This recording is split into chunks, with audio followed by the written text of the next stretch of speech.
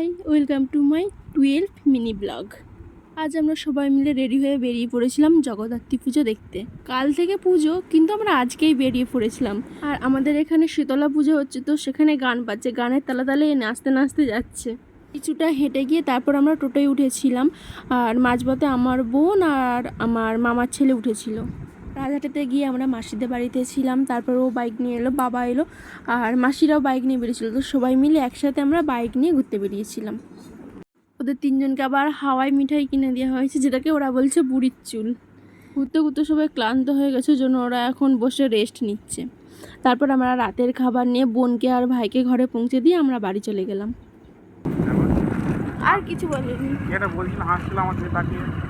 কি জানি, আমি ভালো করে শুনলাম। কি করতে দাঁড়িয়েছিল বলে? আরে ভুলে গেছি কি বলছিল। ওখানে একজনের সাথে দেখা হয়েছিল, তো ও আমাকে জিজ্ঞেস করছে কি কথা হচ্ছিল। আমি বলছি ভুলে গেছি। কি অবস্থা। তো যাই হোক, আজকের মতো এখানেই টাটা। বেশি বেশি করে লাইক করে দিও।